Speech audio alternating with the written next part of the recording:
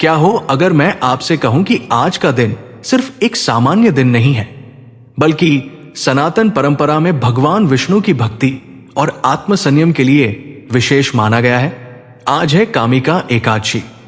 कहा जाता है कि इस दिन भगवान विष्णु का स्मरण, पूजा, संयम और सेवा करने की परंपरा है।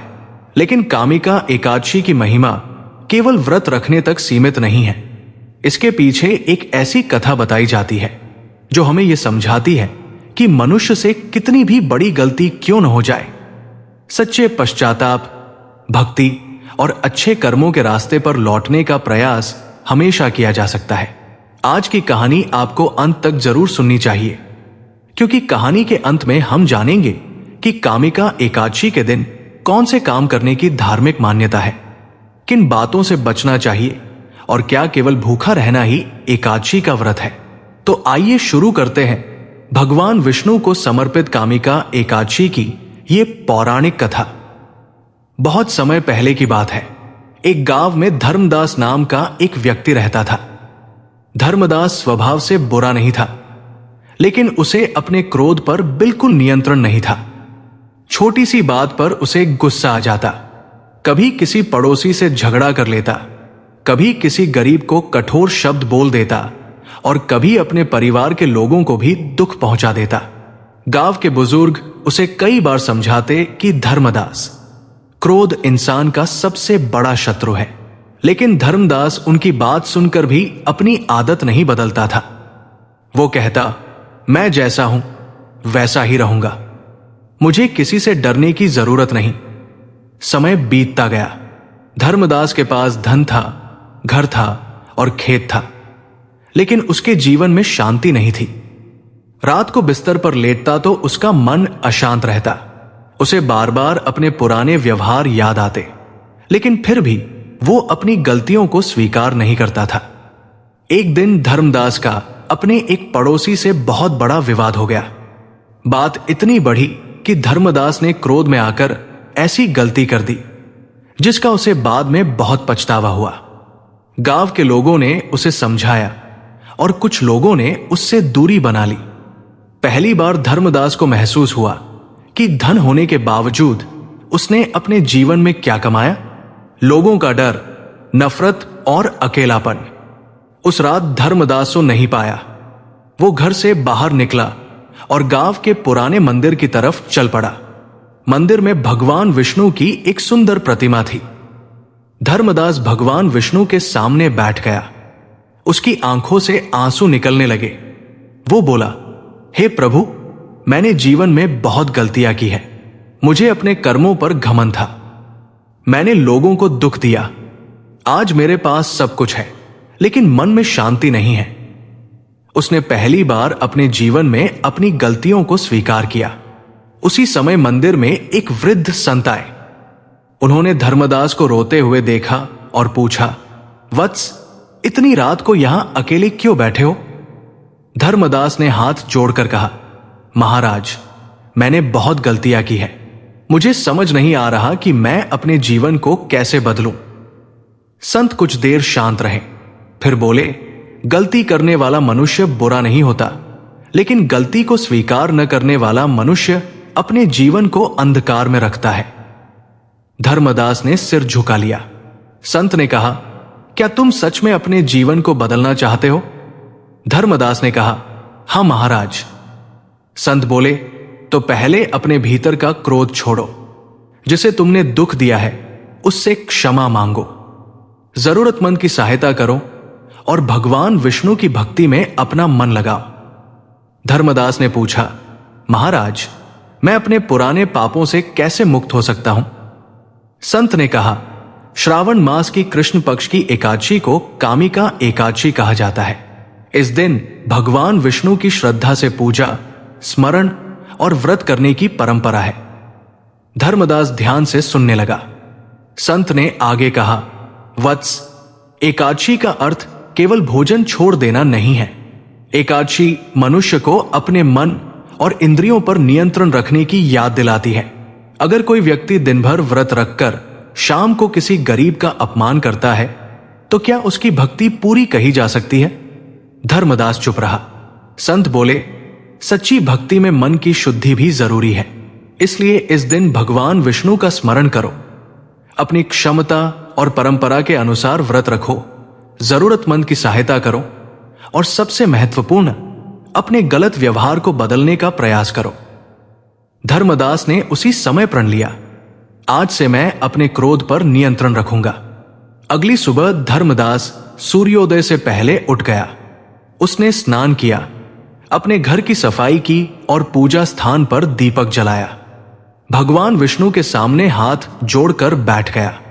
उसने कहा, हे भगवान विष्णु, मुझे शक्ति दीजिए कि मैं अपने अंदर की बुराइयों को दूर कर सकूं। उस दिन उसने अपनी क्षमता और परंपरा के अनुसार व्रत रखा।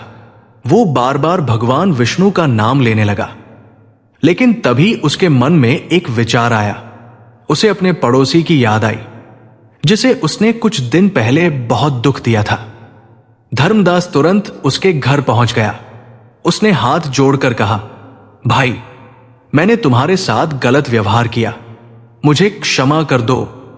पड़ोसी कुछ देर तक उसे देखता रहा, फिर बोला, धर्मदास, आज तुम्हारे अंदर मुझे पहले वाला घमंड दिखाई नहीं दे रहा। धर्मदास ने कहा, क्योंकि अब मुझे समझ आया है कि इंसान की असली जीत दूसरों को हराने में नहीं, बल्कि अपने अहंकार और क्रोध को हराने में है। पड़ोसी ने उसे क्षमा कर दिया। उस दिन के बाद धर्मदास धीरे धीरे बदलने लगा।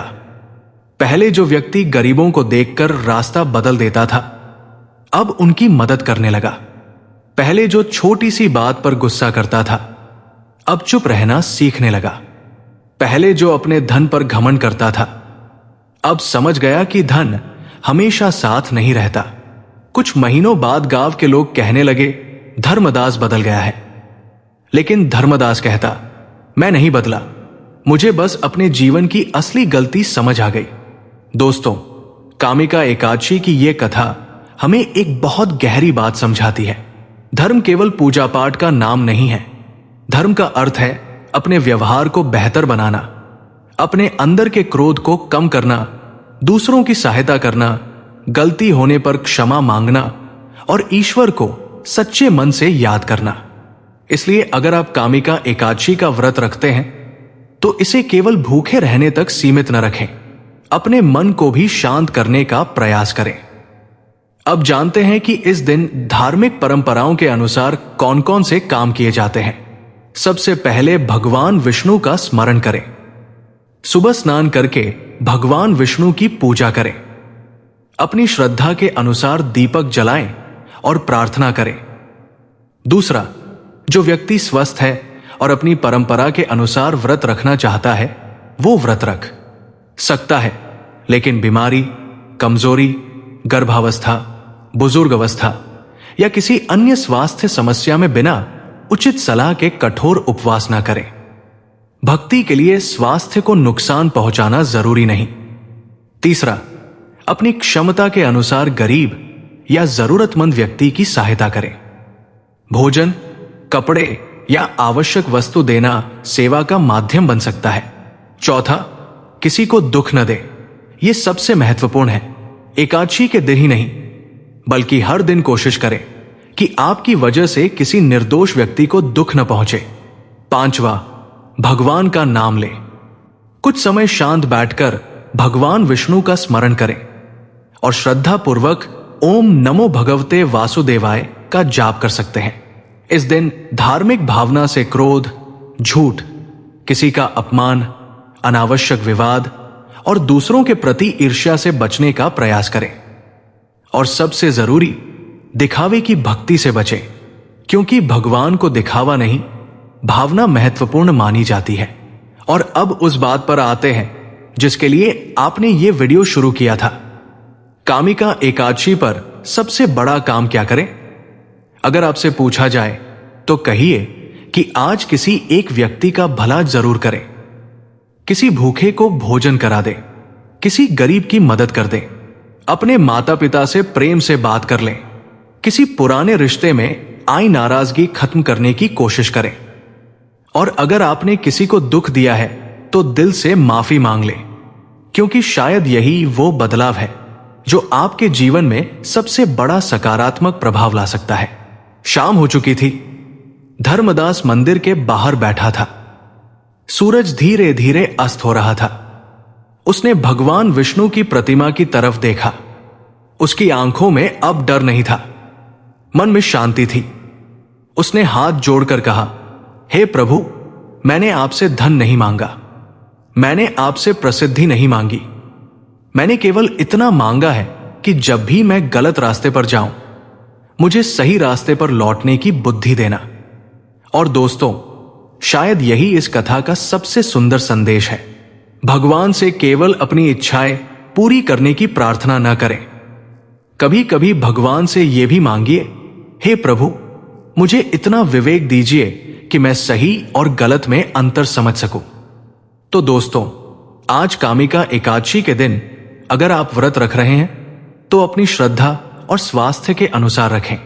भगवान विष्णु का स्मरण करें, अच्छे कर्म करें, जरूरतमंद की सहायता करें और अपने मन से क्रोध, अहंकार और नफरत को कम करने का प्रयास करें। अगर आपको यह कथा अच्छी लगी हो तो कमेंट में लिखिए ओम नमो भगवते वासुदेवाय। और ऐसे ही सनातन धर्म, व्रत, त्योहार और पौराणिक कथाओं की जानकारी के लिए सनातन अमृत वाणी को सब्सक्राइब जरूर करें। जय श्री हरि, जय श्री कृष्ण, हरि ओम।